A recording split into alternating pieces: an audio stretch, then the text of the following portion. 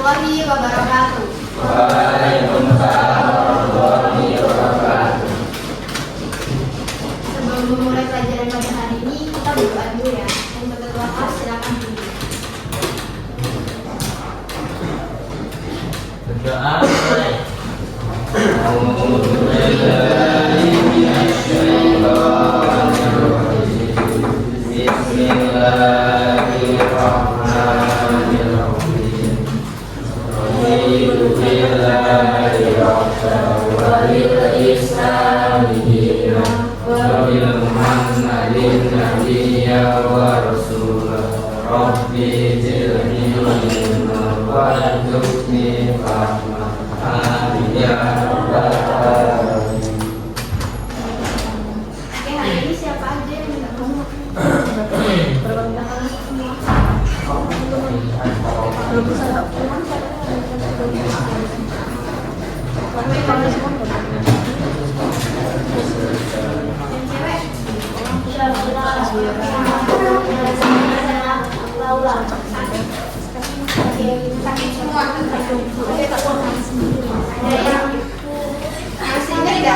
Kemarin kita belajar tentang apa?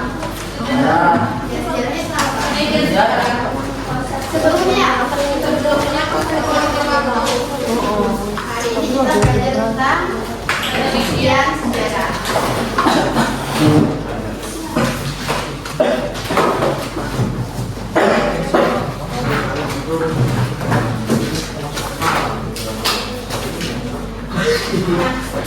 Yang pertama itu kita mau belajar tentang penelitian sejarah. Nah, yang pertama itu pokok penelitian sejarah. Penelitian sejarah adalah suatu kegiatan penelitian yang menggambarkan atau mendeskripsikan berbagai hubungan yang benar-benar utuh antara manusia, peristiwa, waktu, dan tempat secara kronologis dengan tidak memandang sepotong-potong objek yang diobservasi. Jadi kalau kita mau penelitian sejarah, kita harus mengumpulkan sebuah hubungan atau dari peristiwa, waktu, tempat, dan secara kronologis itu secara beruntutan agar menjadi cerita yang tidak sepotong-sepotong. Nah, yang selanjutnya itu adalah tujuan penelitian sejarah. Yang pertama itu belajar dari kegagalan dan kesuksesan masa lalu. Jadi dengan melakukan penelitian sejarah, kita itu akan belajar dari kegagalan masa lalu agar tidak mengulangi kesalahan yang sama. Dan untuk sebuah kebaikan atau kesuksesan di masa lalu, kita bisa mempelajarinya lewat penelitian sejarah. Dan yang kedua itu adalah digalakannya untuk menyelesaikan masalah saat ini. Jadi penelitian itu juga dilaksanakan untuk menyelesaikan masalah saat ini. Jadi jika ada sebuah pertanyaan, kita bisa melakukan penelitian untuk menjawabnya. Nah, yang selanjutnya adalah membuat prediksi. Jadi sebuah penelitian itu kita bisa membuat sebuah prediksi yang akan datang. Yang selanjutnya adalah menguji hipotesis tentang hubungan atau tren. Jadi dengan penelitian kita akan belajar tentang hubungan atau yang terjadi pada saat ini. Terus yang selanjutnya itu adalah memahami praktek dan kebijakan pendidikan saat ini secara lebih lengkap. Oke, ada yang ingin ditanyakan? Ya? Nanti kakak tim belajar filenya ya. Nah, selanjutnya adalah tahapan-tahapan penelitian. Nah, dalam tahapan-tahapan penelitian itu ada 5. Yaitu yang pertama ada menentukan topik. Nah, sebelum kita melakukan sebuah penelitian, kita harus memiliki sebuah topik atau apa yang akan kita bahas. Jadi kita sebelum melakukan penelitian kita harus punya topik. Kita mau meneliti apa? Nah, dan yang kedua itu ada heuristik. Dan yang ketiga itu ada verifikasi. Keempat itu ada interpretasi. Dan yang kelima itu ada historiografi, yaitu penulisan sejarah. Oke, kakak jelasin ya. Nah, menentukan topik. Menentukan topik adalah pemilihan topik dalam menulis sejarah adalah salah satu kegiatan atau langkah-langkah yang dilakukan seseorang untuk menentukan sejarah apa yang ditulis. Jadi kita sebelum melakukan penelitian sejarah itu pertama kita akan melakukan menentukan topik. Menentukan sebuah topik itu adalah salah satu langkah yang dilakukan seorang peneliti untuk kita mau meneliti apa sih hari ini. Nah, yang selanjutnya adalah ada unsur-unsur dalam pemilihan topik. Yang pertama itu bernilai. Jadi kita kalau meneliti sesuatu itu harus ada yang penting atau bernilai. Terus yang selanjutnya itu adalah keaslian atau originalitas. Itu kita kalau ingin meneliti sesuatu kita harus cari keasliannya. Jadi sejarah itu benar-benar terjadi dan asli. Jadi nggak boleh meneliti asal sembarangan atau mengambil data secara sembarangan. Nah, yang selanjutnya itu praktis dan efisien. Nah, praktis itu kita mengambil yang mudah, maksudnya yang kita teliti itu ada dan dalam waktunya itu bisa kita mudah gitu, efisien dalam waktu. Nah, yang selanjutnya itu adalah kesatuan. Ada yang mau tanya? Cukup? Mau lebih? Kesempatan ya? Jelasin. Oke. Yang selanjutnya itu adalah heuristik. Heuristik adalah merupakan kegiatan mencari dan mengumpulkan sumber-sumber sejarah yang sesuai dengan topik yang dipilih oleh penulis, sumber primer dan sekunder. Nah, jadi setelah kita memilih topik, kita selanjutnya itu heuristik, yaitu kita mencari data, mengumpulkan sumber-sumber sejarah yang sesuai dengan topik yang dipilih oleh peneliti, yaitu di dalam peneliti itu ada dua sumber, yaitu ada sumber primer dan sekunder. Nah, sumber primer sendiri adalah suatu dokumen atau sumber informasi lain yang diciptakan pada atau di sekitar waktu yang sedang dipelajari, seringkali oleh orang yang sedang dipelajari. Terus hasilnya adalah sumber sekunder. Nah, sumber sekunder adalah karya yang menafsirkan atau menganalisis peristiwa atau fenomena historis. Sumber sekunder biasanya berupa buku yang baru ditulis untuk menggambarkan masa lalu. Jadi kalau sumber sekunder itu karya-karya orang juga. Dan kalau sumber primer itu biasanya kita dari cerita atau dari orang masa lalu. Yang selanjutnya adalah tempat pencarian sumber sejarah. Nah, kalau kita mencari tempat pencarian sumber sejarah itu biasanya kita bisa datang ke perpustakaan. Di sana pasti bakal banyak sumber-sumber sejarah. Dan yang kedua itu ada kantor arsip. Kantor arsip adalah kantor yang menyimpan arsip-arsip negara dari tahun dari catatan dari tahun ke tahun. Yang selanjutnya adalah kantor pemerintah. Dan biasanya di kantor pemerintah itu ada kita bisa mencari sumber sejarah. Nah, terus yang terakhir ada lokasi penelitian. Nah, kita bisa mencari sumber sejarah itu di lokasi penelitian. Jadi pas kita melakukan penelitian di lokasi penelitian itu kan kita bisa wawancara ke orangnya. Jadi kita bisa mencari sumber sejarahnya. Ya, bisa. Kita dapat secara utuh itu biasanya di lokasi penelitian. Jika orangnya itu masih ada, biasanya itu kita dengar dari turun-temurun. Kalau misal orang yang pertama itu udah nggak ada, atau dari keturunannya itu biasanya dia akan menyampaikan. Yang ketiga itu adalah verifikasi atau kritik sumber.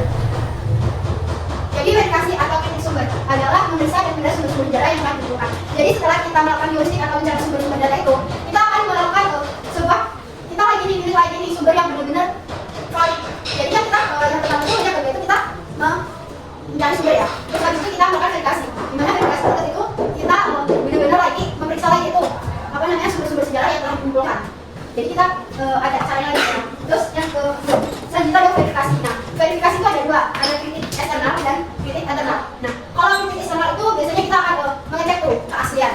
Terus ada keotentikan bahan. Nah, yang kritik eksternal itu biasanya kita mengecek lagi tuh sumbernya itu benar-benar asli atau enggak. Terus kalau untuk keotentikan bahan biasanya itu dari tulisan, dari bahan kertasnya kan itu berbeda ya. Kalau dari dulu kan itu biasanya kertasnya beda dengan kertas yang sekarang. Kalau sekarang kita dapat tuh sumber sejarah, tapi dia dari HVS itu dapat kita bisa mempertanyakan ini benar-benar asli atau duplikatnya. Kalau yang benar-benar asli itu dia kertasnya warnanya coklat dan itu dari daun. Nah, dari selanjutnya adalah verifikasi kritik dan internal. Nah, biasanya kita mengecek isinya. Kita selain mengumpulkan itu kan selanjutnya kita akan ngecek isinya. Dan yang kedua itu ada kredibilitas sumber. Nah, dari verifikasi eksternal dan internal kita akan menghasilkan fakta sejarah atau benar-benar sebuah sumber yang valid. Nah, selanjutnya kita akan langsung ke interpretasi atau penafsiran.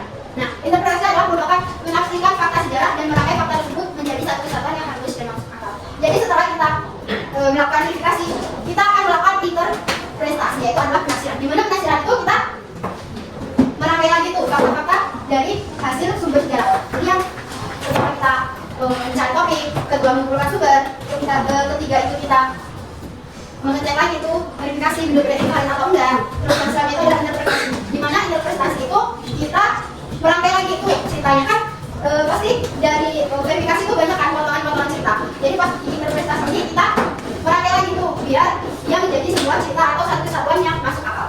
Nah, yang selanjutnya itu hal yang perlu diperhatikan dalam interpretasi. Nah, yang pertama itu adalah kemampuan membaca sumber. Nah, apa sih kemampuan membaca sumber itu? Nah, biasanya dalam kita mengumpulkan sebuah sumber sejarah itu kan ada dari bahasa Latin ya, bahasa Inggris dan bahasa Belanda. Jadi kita harus tahu tuh dan bisa membaca sumber itu. Nah, yang selanjutnya adalah sebisa mungkin menghindari subjektivitas dalam penulisan sejarah. Jadi kita sebisa mungkin dalam interpretasi atau penafsiran kita harus menggunakan sumber objektif dengan menggunakan sumber yang subjektif. Oke, ada yang mau tanya ini? Cukup? Paham? Karena kalau sejarah itu benar-benar harus kita objektif, jawaban subjektif. Jadi kalau dalam sejarah itu benar-benar kita harus menggunakan sumber yang benar-benar sumber. Kalau subjektif kan masih subjektif ya. Kalau yang objektif itu benar-benar dia nyata. Oke, selanjutnya. Nah, jenis interpretasi itu ada dua, Yang pertama itu adalah analisis membaca sumber sejarah, dan yang kedua itu ada sintesis menyatakan sumber sejarah. Jadi yang analisis menguraikan sumber sejarah itu kita menguraikan lagi itu sumber sejarahnya, dan habis itu kita menyatakan lagi. Dan selanjutnya adalah historiografi atau penulisan sejarah. Nah, historiografi itu sendiri adalah setelah kalau kita pengumpulan sumber sejarah, terus diverifikasi, terus diinterpretasi, terus selanjutnya ada tahap terakhir yaitu adalah penelitian sejarah. Penelitian sejarah adalah historiografi atau penelitian sejarah. Jadi setelah kita melakukan 5 tadi ya, ada yang pertama apa? Ya, yang pertama yang mencari topik, kedua diagnostik, ketiga verifikasi, keempat interpretasi. Nah, selanjutnya kita akan setelah kita melakukan itu kita akan melakukan penulisan sejarah. Nah, dalam penulisan sejarah itu sama aja kita harus mengumpulkan fakta-fakta sejarah ini seperti gambar ini. Jadi kita setelah kita mencari sumber sejarah itu kan pasti potongan kan, dan ceritanya itu belum jadi itu jadi satu. Nah, dalam penulisan sejarah itu kita akan membuat karya sejarah sesuai gambar ini. Benar-benar tuh. Kalau pas itu, nah kayak gitu. Ada yang masih? Kalau cuma dari faktanya masih ada kata-kata. Ya masih ada kata-kata tuh fakta-faktanya tuh. Ada yang dari sumber sejarah satu itu kayak ini, kedua kayak ini, ketiga kayak ini, keempat ini, kelima ini. Gimana caranya kita membentuk sebuah karya sejarah yang ada yang mau tanya? Paham semua? Kayaknya sih setengah-setengah ya. Oke, sebelum oke, udah ya, teruskan ini. Yuk, ayo. Kanan, kiri. Kayak gini tapi gak ada yang kalah. Depan, belakang, belakang, depan. Udah ya, ini seperti kanan, depan, kiri.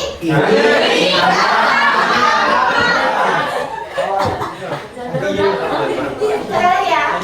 Kanan, kiri.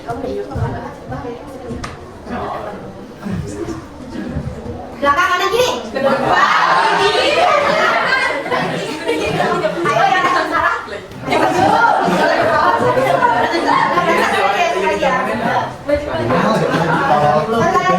Sekali lagi. Kiri.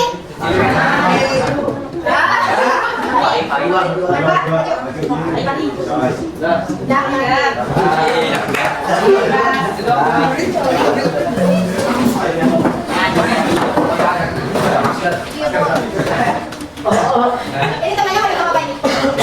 Duduk ya. Nyanyi mananya Pak? Nyanyi. Oh iya, oh iya.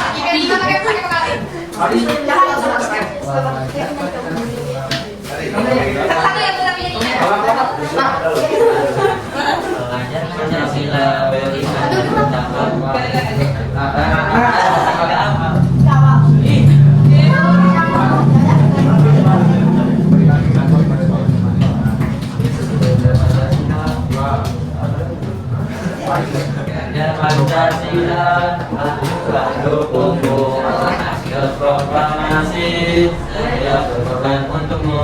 Pancasila dasar negara, dan kita dibutuhkan di bangsaku. Ayo maju, ayo maju, ayo maju. Bertentang teman. Oke, selanjutnya kita bahas tugas ya. Ini income yang tentang catatan.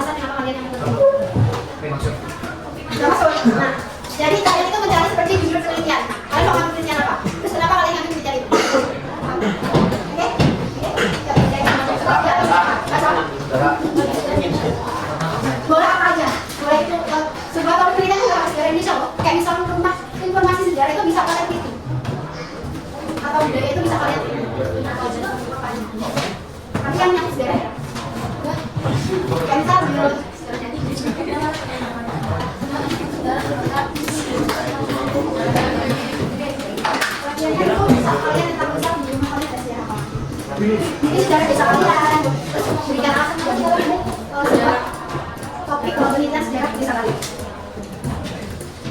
Boleh apa aja? Dan berikan alasan. Ya, kamu ambil dulu.